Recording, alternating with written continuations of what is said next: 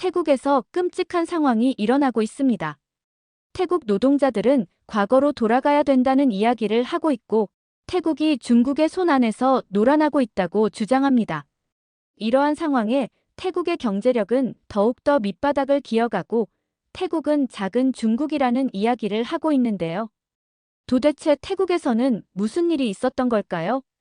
안녕하세요. 저는 엘라입니다. 미국 동부의 명문대학교에 다니고 있어요. 한국에 1년간 교환학생으로 지냈던 경험이 있어서 아시아 경제에 특별한 관심을 가지고 있답니다. 오늘은 제가 수강 중인 21세기 신흥경제국의 도전과 함정 세미나 수업에서 있었던 충격적인 사건에 대해 말씀드릴게요. 오늘 아침 강의실에 들어서자 밀러 교수님이 프로젝터로 태국의 경제 데이터와 최근 뉴스를 화면에 띄우고 계셨어요. 자, 오늘은 태국 경제에 대해 이야기해 보겠습니다.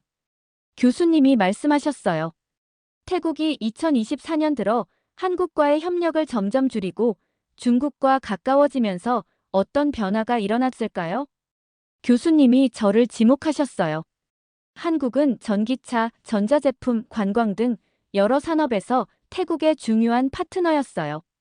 그런데 최근 태국에서 반한 감정이 커지면서 한국 기업들이 철수했고 그 빈자리를 중국이 채웠죠. 교수님이 고개를 끄덕이셨어요. 한국 기업은 태국에서 기술력과 품질을 앞세워 성장했지만 태국 정부의 친중 정책과 반한 정서로 인해 경쟁력을 잃었습니다. 결국 한국 기업이 떠난 자리는 BYD 같은 중국 기업이 차지했죠. 화면에는 BYD가 태국에 4억 9천만 달러를 투자하여 연간 15만 대의 전기차를 생산할 계획이라는 뉴스가 떴어요. 뒷자리에서 손이 올라갔어요. 결국 태국은 현대차 대신 중국차를 선택한 건가요? 교수님은 안경을 고쳐 쓰시며 대답하셨어요. 네, 하지만 단순한 대체가 아닙니다.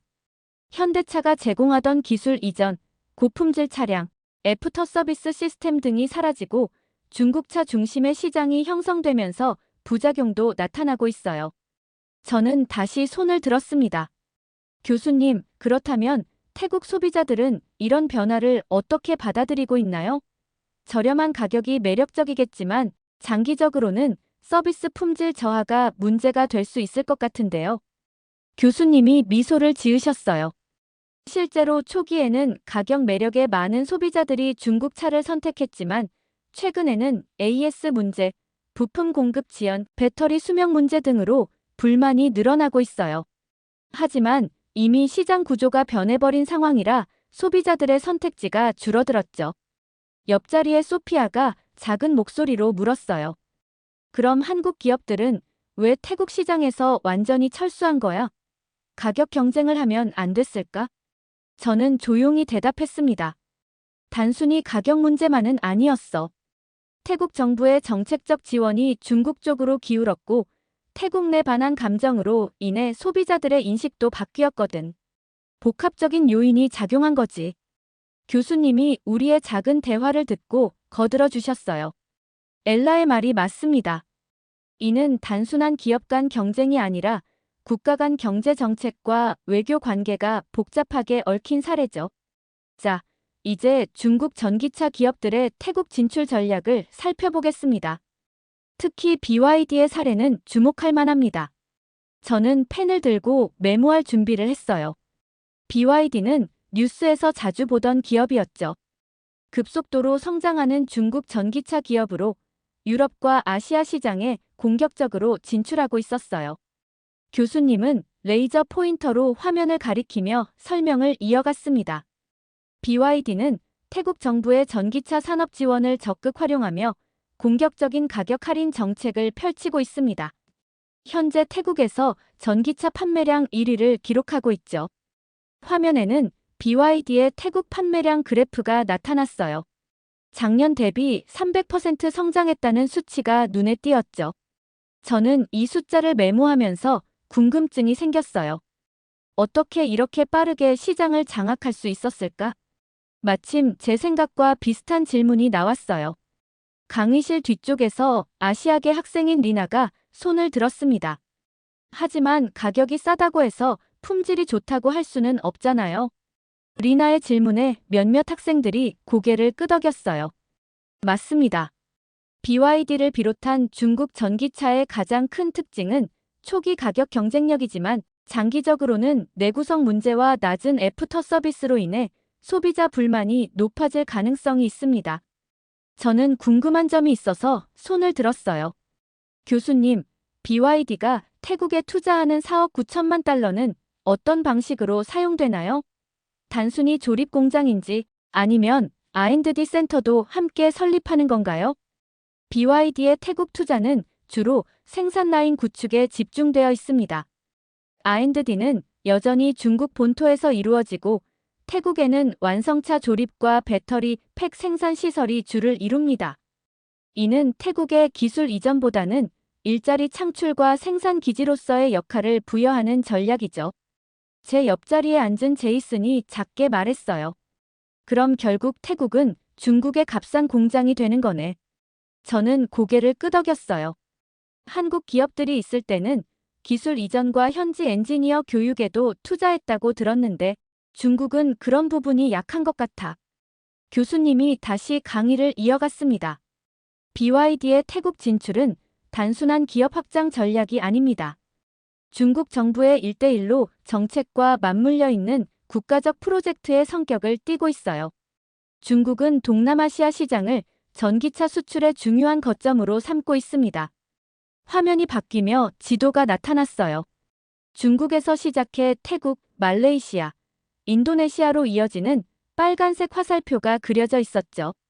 BYD는 태국에 연간 15만 대 생산 능력을 갖춘 공장을 설립할 계획입니다. 이는 태국 국내 시장만을 겨냥한 것이 아니라 아세안 전체를 커버하는 전략이죠. 저는 여전히 의문이 남아 있었어요.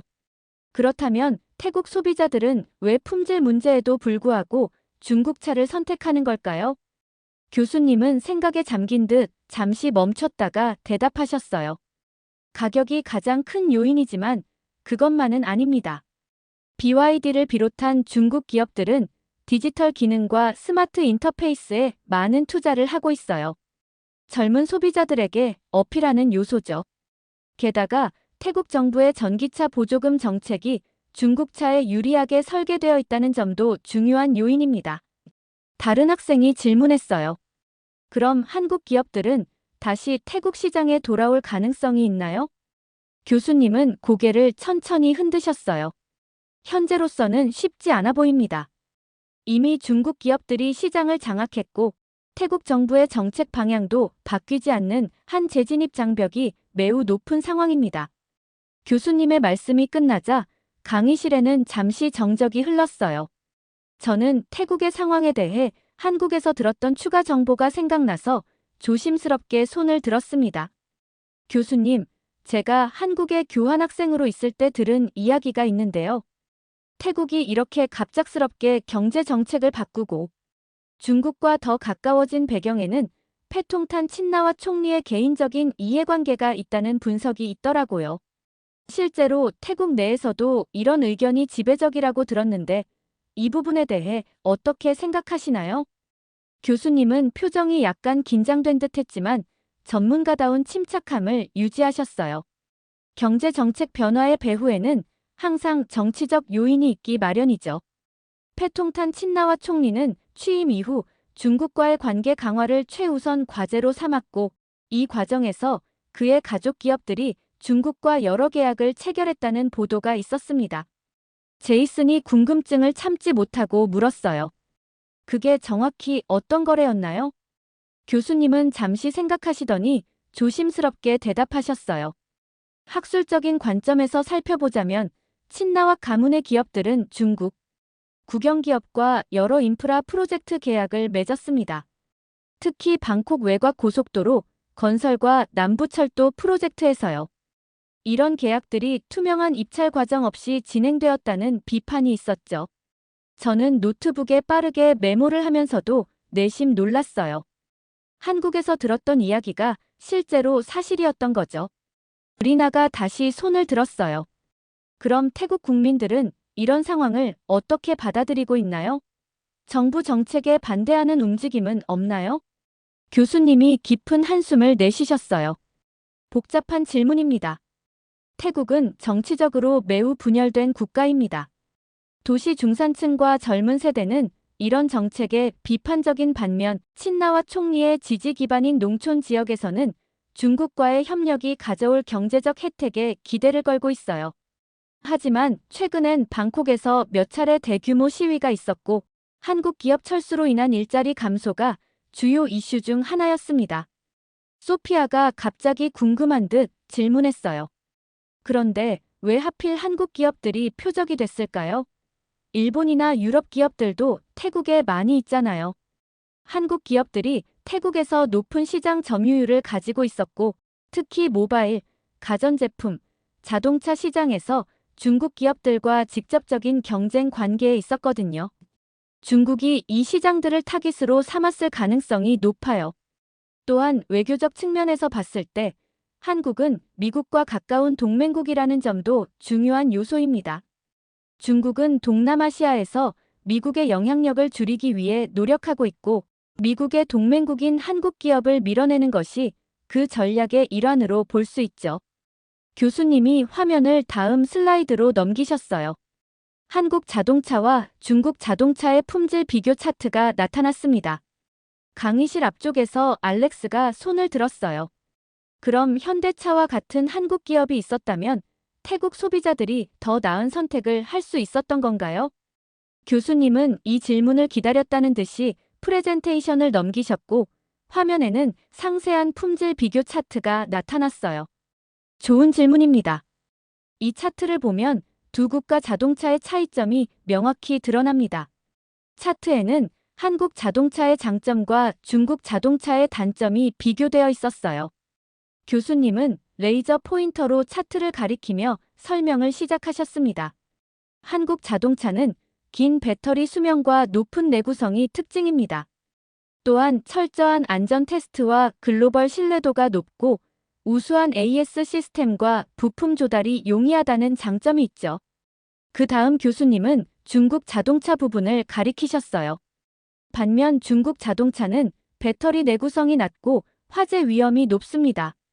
AS 시스템 부재로 인한 소비자 불만이 많고 차량 수명이 짧고 감가상각이 빠르다는 단점이 있습니다. 제 옆에 앉은 에밀리가 손을 들었어요.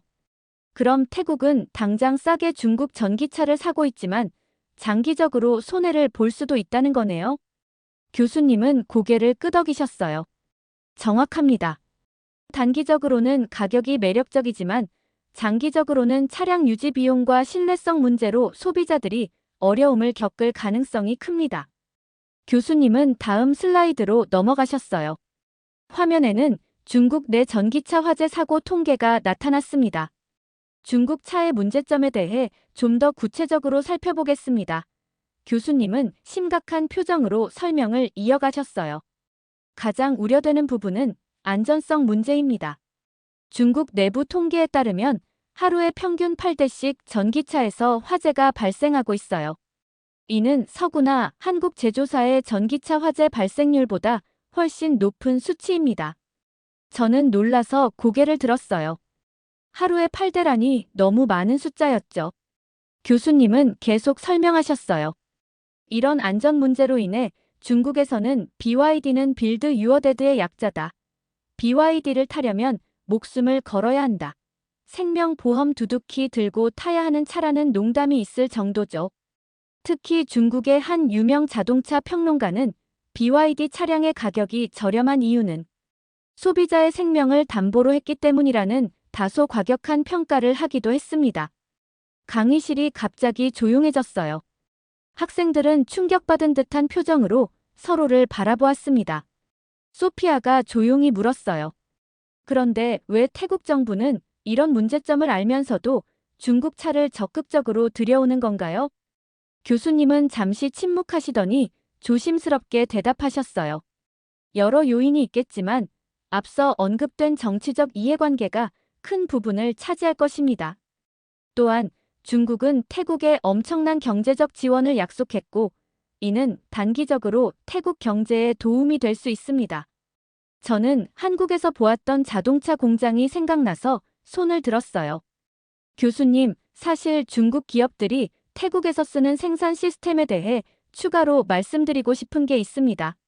제가 한국에서 들은 바로는 중국 기업들이 한국 기업들이 오랜 시간 동안 태국에서 구축해온 기업 인프라와 생산 방식, 효율적인 근무 환경 같은 시스템을 그대로 사용하고 있다고 해요.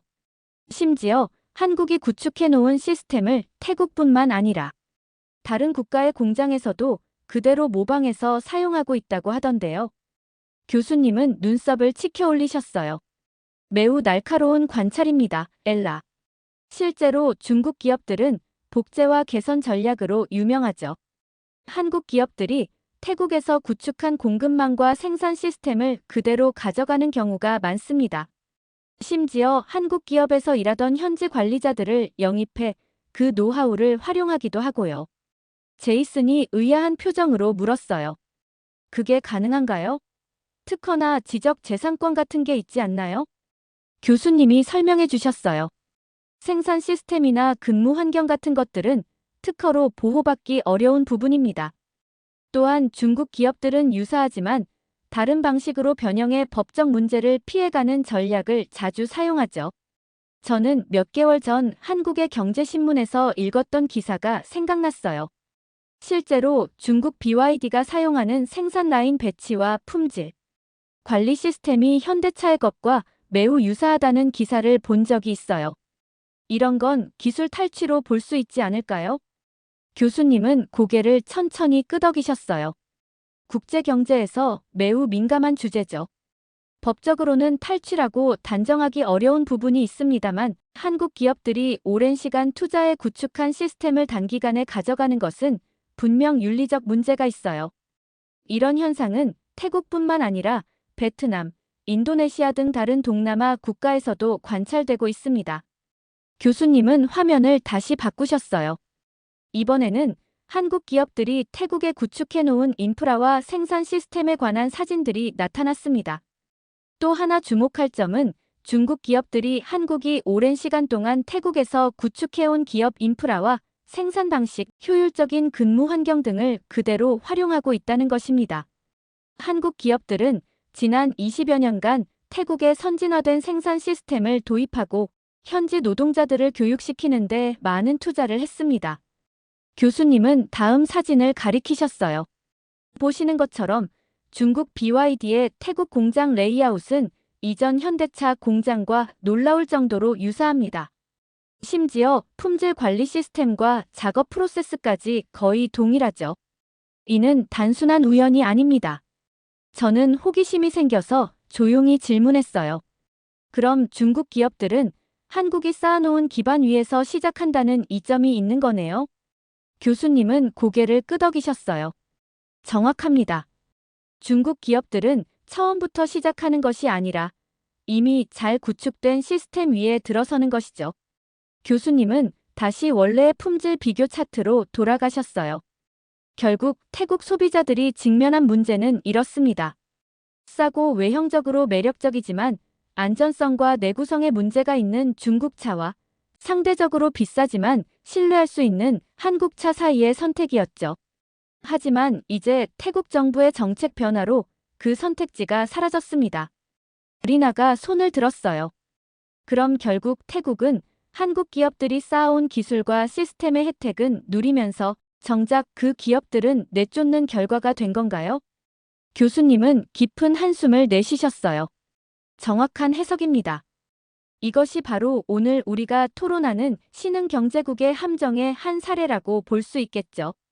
단기적인 이익을 위해 장기적인 파트너십을 희생하는 전략은 결국 해당 국가의 경제 발전에 부정적인 영향을 미칠 수 있습니다. 교수님은 다음 슬라이드로 넘어가셨어요. 화면에는 태국 내 BYD 공장의 고용 현황 통계가 나타났습니다. 이제 중국 기업들의 고용 정책에 대해 살펴보겠습니다. BYD의 태국 공장 사례는 특히 주목할 만합니다. 차트를 보니 BYD 태국 공장의 직원 중 태국인 비율이 놀라울 정도로 낮았어요. 직원의 70% 이상이 중국인이었죠. 여러분이 보시는 것처럼 BYD는 태국 공장에서 태국인들의 일자리 창출을 하지 않고 대부분 자국민을 태국으로 불러와 일하게 하고 있습니다. 이는 일반적인 해외 공장 운영 방식과는 상당히 다른 접근법입니다. 제가 궁금해서 손을 들었어요. 그럼 태국 정부가 투자 유치 시 고용 창출을 조건으로 내걸지 않았나요? 교수님은 고개를 저으셨어요. 계약서상으로는 현지인 고용 비율을 50% 이상으로 유지하기로 되어 있었습니다. 하지만 실제로는 중간 관리자와 엔지니어 대부분을 중국에서 데려왔고 태국인들은 단순 노동직에만 한정적으로 고용되고 있어요. 소피아가 질문했어요. 하지만 현지 인력을 고용하는 것이 언어와 문화적 측면에서 더 효율적이지 않을까요? 일반적으론 그렇습니다. 하지만 BYD를 비롯한 중국 기업들의 전략은 달라요. 그들은 공장 내부에 작은 중국을 만드는 전략을 취합니다. 모든 매뉴얼과 시스템이 중국어로 운영되고 심지어 식당과 기숙사까지 중국식으로 운영됩니다. 제이슨이 물었어요. 그럼 기술 이전도 전혀 이루어지지 않는 건가요? 그렇습니다. 한국 기업들이 현지 인력 교육과 기술 이전에 투자했던 것과는 대조적으로 중국 기업들은 핵심 기술과 노하우를 철저히 중국인 직원들 사이에서만 공유합니다. 이는 태국의 장기적인 산업 발전에 부정적 영향을 미칠 수 있습니다. 교수님은 다음 슬라이드로 넘어가셨어요. 이번에는 BYD 공장 주변에 형성된 중국인 커뮤니티 사진들이 보였습니다. 흥미로운 점은 BYD 공장 주변에 중국인 전용 상가와 주거 단지가 형성되고 있다는 것입니다. 이들은 태국 현지 경제와 거의 교류하지 않는 폐쇄적인 커뮤니티를 형성하고 있어요. 결과적으로 투자 금액의 상당 부분이 태국 경제로 유입되지 않고 중국으로 다시 빠져나가는 현상이 발생합니다. 제이슨이 갑자기 손을 들었어요. 교수님, 제가 얼마 전에 뉴스를 봤는데 중국 BYD가 한국 시장에도 진출했다던데 한국에서의 반응은 어떤가요? 교수님은 미소를 지으셨어요. 흥미로운 질문입니다. 사실 BYD를 비롯한 중국 전기차 브랜드들이 한국 시장에 진출했지만 판매 실적은 매우 저조한 상황입니다. 한국 소비자들은 단순히 값싼 가격보다는 안전성과 브랜드 신뢰도를 더 중요시하는 경향이 있기 때문이죠. 특히 BYD라는 브랜드에 대한 부정적 인식이 이미 형성되어 있어 판매에 어려움을 겪고 있습니다. 리나가 궁금한 듯 물었어요. 그럼 태국 소비자들은 이런 문제를 인식하지 못하는 건가요? 많은 태국 소비자들도 이 문제를 인식하고 있습니다. 실제로 최근 방콕에서는 대규모 노동자 시위가 있었어요. 태국 자동차 산업 노동자들이 패통탄 친나와 총리를 향해 한국 기업들을 다시 불러오라는 요구를 한 것이죠. 한국 기업들이 제공했던 안정적인 일자리와 기술 교육의 기회가 사라지면서 많은 태국 노동자들이 일자리를 잃었고 남아있는 일자리도 중국인들에게 돌아가는 상황에 대한 불만이 고조되고 있습니다. 교수님은 마지막 슬라이드로 넘어가셨어요. 오늘 우리는 태국의 사례를 통해 신흥 경제국이 직면할 수 있는 함정에 대해 살펴봤습니다. 단기적인 이익과 정치적 이해관계를 위해 장기적인 경제 발전을 희생하는 결정이 어떤 결과를 초래할 수 있는지 분석했죠. 교수님은 강의를 마무리하셨어요. 다음 주에는 이와 유사한 상황에 처한 다른 동남아 국가들의 사례를 비교 분석하겠습니다. 특히 베트남이 어떻게 중국과 균형을 맞추면서 서방 기업들과의 협력을 유지하고 있는지 살펴볼 예정입니다. 오늘 강의를 들어주셔서 감사합니다. 강의가 끝나고 학생들이 자리에서 일어나기 시작했어요. 저는 노트북을 덮으며 오늘 배운 내용을 곰곰이 생각했습니다. 태국의 사례는 단순한 해외 사례 연구가 아니라 글로벌 경제의 복잡한 역학관계를 이해하는 데 중요한 교훈을 주는 것 같았습니다. 이렇게 BYD 중국 기업의 전기차가 한국이 빠진 자리에 들어간 사연 어떻게 들으셨나요? 값싼 가격으로 승부하려는 중국 전기차가 한국에서의 판매 실적이 저조한 상황을 보고 한국인들은 역시 안전을 중요하게 생각한다고 느꼈습니다. 또 한국 기업들이 해외에서 어떤 영향력이 있는지에 대해서도 다시 한번 느끼게 되었습니다.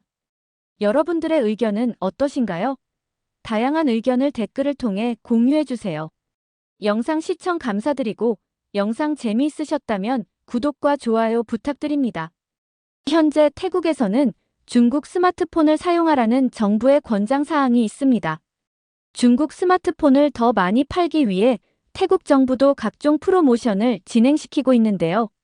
하지만 중국 스마트폰을 사용하는 사람들은 여러 불만을 제기하고 있고 심지어는 스마트폰을 수리하지 못하는 상황까지 벌어지게 됩니다.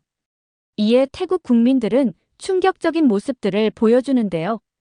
도대체 태국에서는 어떤 일이 있었던 걸까요? 안녕하세요. 저는 뉴욕 컬럼비아 대학교 국제경영학과 3학년 애니 윌슨입니다. 캘리포니아 출신이지만 아시아 문화와 경제에 매료되어 뉴욕으로 유학을 왔죠. 특히 한국과 일본의 기술 혁신 과정을 공부하는 것이 제 관심사예요. 오늘은 제가 경험한 특별한 수업 시간을 이야기해 드리려고 해요. 매주 화요일 오후 2시, 저는 설렘을 안고 브라운 교수님의 글로벌 시장과 소비자 행동 수업에 참석합니다. 교수님은 20년 넘게 아시아 시장을 연구해 오신 전문가시죠. 특히 소비자들의 감정이 시장에 미치는 영향에 대해 깊이 있는 통찰을 가지고 계셨어요. 그날도 여느 때처럼 교실은 활기찼어요. 전 세계에서 온 학생들이 335 모여 수업 전 토론을 하고 있었죠. 제 왼쪽에는 한국에서 온 희진이가, 오른쪽에는 태국에서 온 다야가 앉아 있었죠. 브라운 교수님께서 늘 그러시듯 정시에 강의실에 들어오셨어요. 그런데 오늘은 뭔가 달랐어요. 교수님의 표정이 평소보다 더 진지해 보였거든요. 오늘은 매우 중요한 주제를 다루게 될 것 같네요. 교수님께서 말씀하시며 프로젝터를 켜셨어요. 스크린에는 이모셔널 컨섬션 앤드 마켓 다이나믹스 타일랜드 스마트폰 마켓 케이스 스터디라는 제목이 떴죠. 그 순간 교실의 분위기가 미묘하게 달라지는 것을 느낄 수 있었어요. 특히 제 양옆에 앉은 희진이와 다야의 반응이 달랐죠. 희진이는 평소처럼 차분한 표정이었지만 다야는 왠지 불편해 보였어요. 저는 그때만 해도 이 수업이 얼마나 흥미진진한 토론으로 이어질지 몰랐답니다. 여러분, 오늘은 소비자의 감정적 선택이 시장에 미치는 영향에 대해 실제 사례를 통해 배워보도록 하겠습니다. 특히 최근 태국의 스마트폰 시장에서 일어나고 있는 변화를 중심으로 살펴볼 텐데요. 이것은 단순한 시장 변화가 아닌 감정이 경제에 미치는 영향을 보여주는 완벽한 사례가 될 것입니다. 노트북을 켜고 필기할 준비를 하면서 문득 옆자리의 다야를 슬쩍 봤죠. 그녀의 손가락이 책상을 가볍게 두드리고 있었어요. 분명 그녀에게는 민감한 주제일 텐데 과연 이 수업이 어떻게 진행될지 궁금했답니다. 브라운 교수님께서 다음 슬라이드로 넘어가려는 순간 강의실 뒤쪽에서 누군가 손을 들었어요. 강의실 뒤에서 손을 든 학생은 중국에서 온 리웨이였어요. 교수님, 감정적 소비라는 게 정확히 무엇을 의미하나요? 그의 질문에 브라운 교수님께서 고개를 끄덕이셨죠. 교수님께서 교단 앞으로 나오시며 말씀하셨어요. 감정적 소비란 제품의 품질이나 가격 같은 객관적인 요소가 아닌 소비자의 감정이 구매 결정을 좌우하는 현상을 말합니다. 오늘 우리가 살펴볼 태국의 사례는 이러한 감정적 소비가 한국가의 시장 전체에 어떤 영향을 미칠 수 있는지 잘 보여주는 예시가 될 것 같네요. 교수님께서 다음 슬라이드로 넘어가셨어요. 화면에는 태국의 스마트폰 시장 점유율 그래프가 나타났죠. 2023년부터 2024년까지의 급격한 변화를 보여주는 차트였어요. 삼성의 점유율이 급격히 감소하고 중국 브랜드들의 점유율이 크게 증가하는 모습이 선명했죠. 여러분, 이 그래프가 보여주는 변화의 원인이 무엇일까요? 잠시 침묵이 흐르더니 제 옆자리의 다야가 조금은 날카로운 목소리로 말했죠. 태국 소비자들이 더 합리적인 선택을 한 거예요. 중국 제품이 더 저렴하니까요. 다야의 말에 희진이가 살짝 고개를 저었어요. 저는 둘 사이의 긴장감이 점점 고조되는 것을 느낄 수 있었죠. 그렇군요. 하지만 과연 이것이 정말 합리적인 선택이었을까요? 다음 데이터를 한번 보시죠. 이번에는 태국 소비자보호원의 2024년 1분기 소비자 만족도 조사 결과가 화면에 나타났어요. 처음에는 단순한 막대 그래프처럼 보였지만 자세히 들여다보니 충격적인 결과였죠. 가격 만족도는 89%로 매우 높았지만 품질 만족도는 42%, 서비스 만족도는 35%로 급격히 하락한 것이 한눈에 보였어요. 특히 눈에 띄는 것은 5G 네트워크 성능과 AS 관련 불만이었죠. 그래프 아래에는 구체적인 소비자 불만 사례들도 정리되어 있었어요. 동영상 버퍼링이 심해요. 게임 중에 자주 끊겨요. 영상 통화가 자꾸 끊겨서 못 쓰겠어요. 같은 생생한 불만들이 즐비했죠. 실제로 태국 소비자보호단체의 최근 조사에 따르면 중국 스마트폰 사용자의 67%가 네트워크 속도 저하 문제를, 73%가 AS 관련 어려움을 겪고 있다고 합니다. 더 놀라운 것은 AS를 받으려면 평균 3주 이상 기다려야 하며 부품 수급 문제로 정품이 아닌 호환 부품을 사용하는 경우도 있다고 하네요. 여러분, 이것이 의미하는 바가 무엇일까요? 교실은 잠시 조용해졌어요. 그때 희진이가 조심스럽게 손을 들었어요. 교수님, 제가 최근 한국통신기술연구소의 보고서를 읽은 적이 있는데요.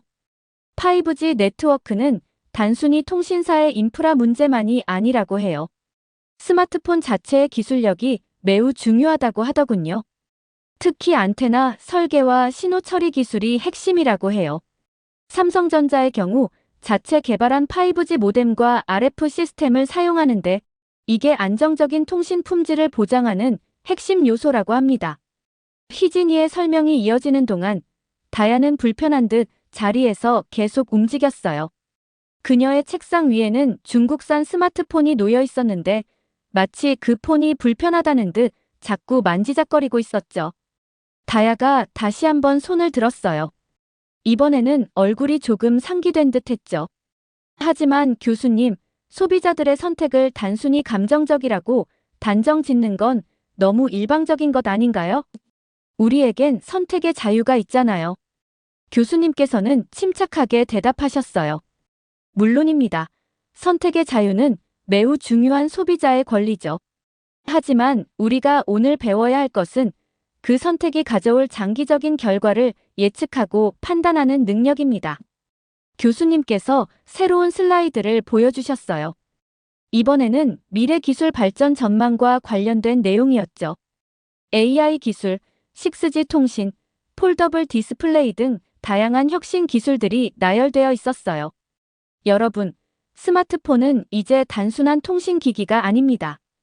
이것은 미래 기술의 집약체이자 한 나라의 기술 경쟁력을 보여주는 척도이기도 하죠. 감정적 선택이 이러한 기술 발전의 기회를 놓치게 만든다면 그것이 과연 현명한 선택일까요? 교수님의 말씀이 교실에 울린 후 무거운 침묵이 이어졌어요. 그때 다야가 갑자기 고개를 들더니 손을 높이 들었죠. 그녀의 얼굴은 어딘가 날이 선 표정이었어요. 태국 소비자들의 선택은 정당합니다. 우리는 더 저렴한 중국 제품을 선택할 권리가 있어요. 왜 모두들 우리의 선택을 감정적이라고만 하는 거죠? 우리도 충분히 생각하고 결정한 거예요. 다야의 갑작스러운 발언에 교실의 공기가 얼어붙는 것 같았어요.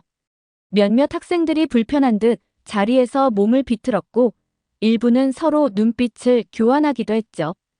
브라운 교수님은 여전히 침착한 표정으로 다야의 말을 경청하고 계셨어요.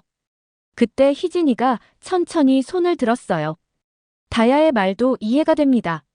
하지만 단기적인 가격 이점만 보고 선택하면 결국 더 큰 비용을 지불하게 될 거예요. 방금 교수님께서 보여주신 데이터를 보면 알 수 있듯이 네트워크 품질이나 AS 문제는 어떻게 해결하실 건가요? 이런 문제들은 시간이 지날수록 더 심각해질 텐데요. 다야가 곧바로 반박했어요. 그래도 가격이 절반 이상 저렴하다면 그만한 가치가 있는 거 아닌가요? 모든 사람이 비싼 프리미엄 제품을 살 수 있는 건 아니잖아요. 이때 교실 뒤쪽에서 인도 학생인 프리아가 의견을 보탰어요. 저도 비슷한 경험이 있어요. 인도에서도 한때 중국 제품을 많이 썼었는데 결국 품질 문제 때문에 소비자들이 다시 다른 브랜드로 돌아가기 시작했어요. 맞아요. 스마트폰은 이제 단순한 통신기기가 아니에요. 우리의 일상생활에서 없어서는 안 될 필수품이 됐죠. 은행 업무부터 공부, 업무까지 모든 것을 스마트폰으로 하는데 기기가 제대로 작동하지 않는다면 그걸로 인한 스트레스와 시간 낭비는 어떻게 보상받을 수 있을까요? 그런데 말이에요. 다야가 목소리를 높였어요. 왜 한국 기업들은 우리나라에서 철수하겠다고 위협하는 거죠? 그건 정당한 기업 행위인가요? 브라운 교수님은 잠시 침묵하시더니 조심스럽게 말씀을 이어가셨어요.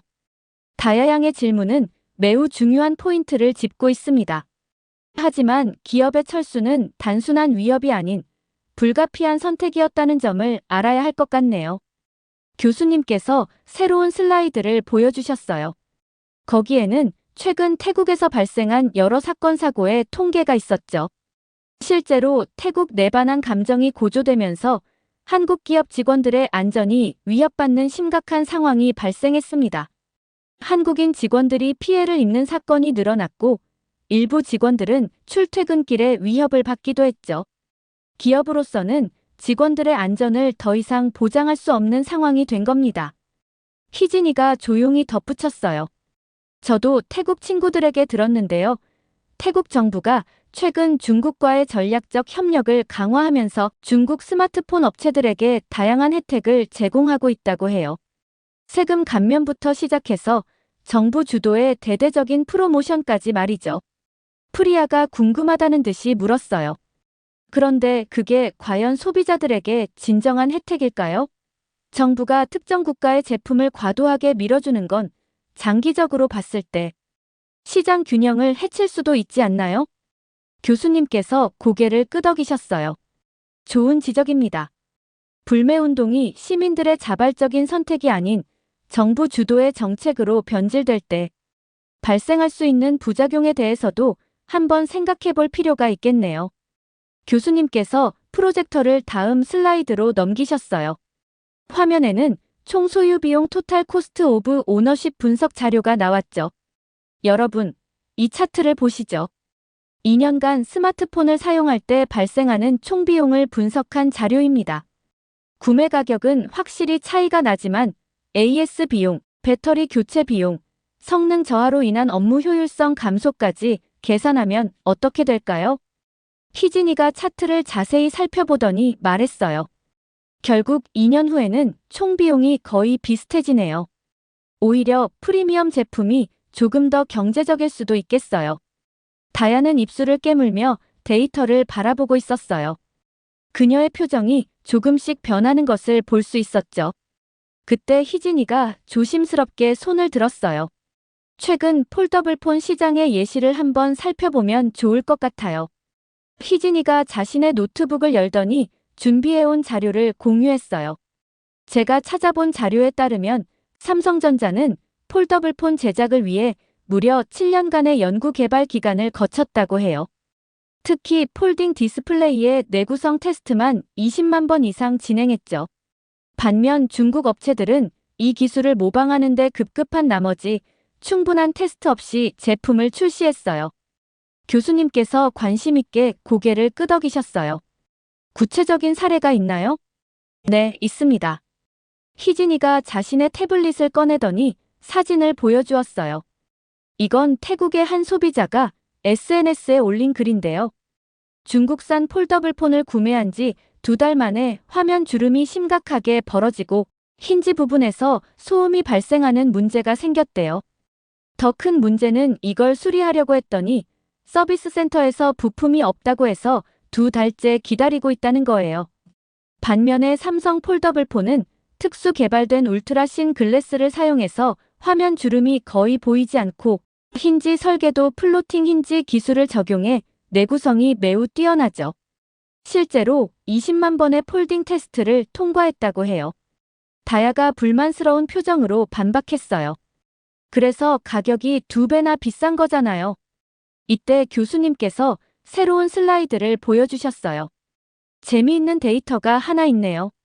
폴더블폰 사용자들의 3년간 총 유지 비용을 분석한 자료입니다. 화면에는 충격적인 결과가 나타났어요.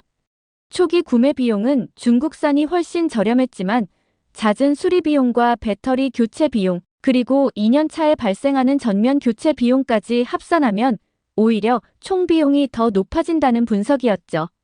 더구나 폴더블폰의 경우 화면이 접히는 부분의 기술력이 매우 중요한데 이는 단순히 따라할 수 있는 게 아니에요.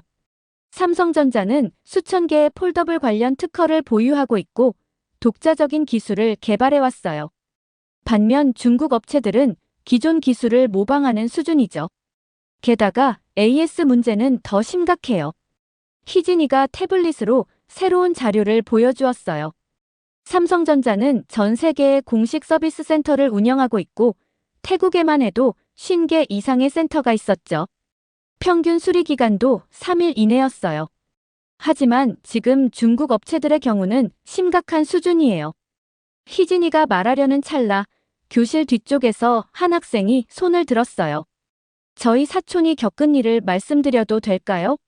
사촌이 얼마 전에 중국산 폴더블폰을 샀는데 한 달도 안 되어서 화면이 망가졌어요. 서비스 센터에 방문했더니 부품이 없다면서 중국에서 들어올 때까지 기다리라고 했대요. 벌써 6주가 지났는데 아직도 언제 수리될지 모른다고 하네요. 희진이가 고개를 끄덕이며 말을 이었어요. 맞아요. 현재 태국 내 중국 스마트폰 서비스 센터는 방콕에 단 3곳, 전국에 15곳밖에 없어요. 더 큰 문제는 부품 수급인데 모든 부품을 중국에서 공수해와야 해서 평균 수리 기간이 6주나 걸린다고 해요. 심지어 일부 부품은 품절되어 수리 자체가 불가능한 경우도 있대요. 이건 단순한 불편함의 문제가 아니에요. 현대 사회에서 스마트폰은 필수품이잖아요. 은행 업무부터 업무용 메일까지 폰 없이는 아무것도 할 수 없는데 한 달 넘게 기다려야 한다면 그 시간 동안의 불편함과 업무 차질은 어떻게 보상받을 수 있을까요? 다야의 표정이 점점 심각해졌어요. 그녀의 책상 위에는 접힌 자국이 선명한 중국산 폴더블폰이 놓여 있었죠. 저는 그녀가 자신의 선택을 다시 한번 고민하고 있다는 걸 느낄 수 있었어요. 교수님께서 마지막 슬라이드를 보여주셨어요. 이건 최근 태국 IT 전문가들의 설문조사 결과입니다.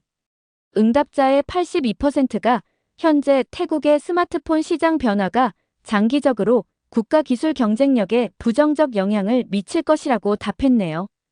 우리가 진지하게 생각해봐야 할 문제가 아닐까요?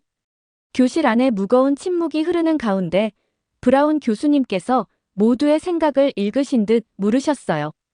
그렇다면 이런 상황이 지속된다면 태국의 미래는 어떻게 될까요? 여러분의 생각을 들어보고 싶네요. 희진이가 먼저 조심스럽게 손을 들었어요. 교수님, 제가 특히 우려되는 것은 AI 시대에서의 경쟁력입니다. 현재 스마트폰은 단순한 통신 기기가 아닌 AI 기술의 테스트베드 역할을 하고 있어요.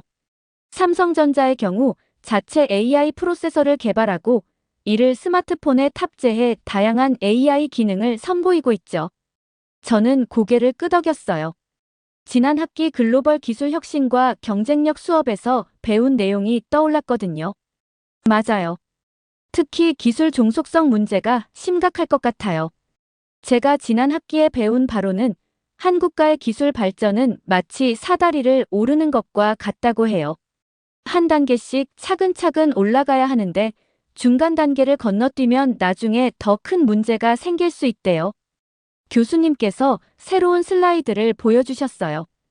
거기에는 2025년 AI 스마트폰 시장 전망이라는 제목이 붙어 있었죠. 여러분, 이 자료를 보시죠. 향후 2년 내에 모든 프리미엄 스마트폰은 자체 AI 칩을 탑재하게 될 것으로 예상됩니다. 이는 단순한 하드웨어의 변화가 아닌 모바일 컴퓨팅의 패러다임 시프트를 의미하죠. 예를 들어 현재 삼성 스마트폰에는 NPU라는 특별한 AI 프로세서가 탑재되어 있어요. 이 프로세서는 사용자의 행동 패턴을 학습해서 배터리 효율을 최적화하고 카메라 성능을 향상시키죠.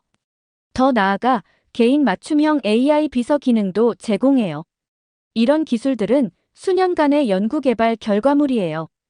반면 중국 기업들은 아직 이런 핵심 기술을 자체 개발하지 못하고 있죠. 대부분 외부 업체의 범용 칩을 사용하고 있어요. 이는 장기적으로 기술 경쟁력 약화로 이어질 수 있어요. 브라운 교수님께서 다음 슬라이드를 보여주셨어요. AI 시대의 기술 종속성 위험도 분석 자료였는데 그래프와 도표가 꽤나 충격적이었죠. 현재 태국이 선택한 길을 계속 간다면 다음과 같은 시나리오가 예상됩니다. 교수님께서 레이저 포인터로 각 항목을 짚어가며 설명하셨어요. 첫째, AI 관련 핵심 기술의 해외 의존도가 심화될 것입니다.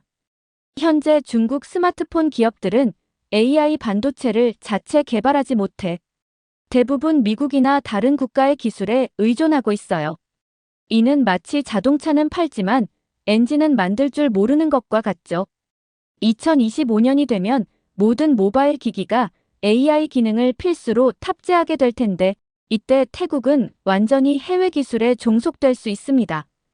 교수님은 다음 그래프로 넘어가셨어요. 둘째, 자체 R&D 생태계가 약화되면서 기술 혁신의 기회를 잃게 될 것입니다. 삼성전자가 태국에서 철수하면서 현지 연구소도 문을 닫았죠.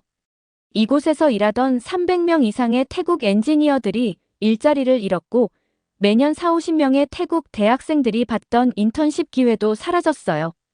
더 심각한 것은 이들이 진행하던 5G, 6G 통신 기술 연구도 모두 중단되었다는 거죠. 마지막 도표를 가리키시며 교수님은 계속 설명하셨어요. 셋째, 결과적으로 디지털 경제에서의 경쟁력이 크게 저하될 것으로 보입니다.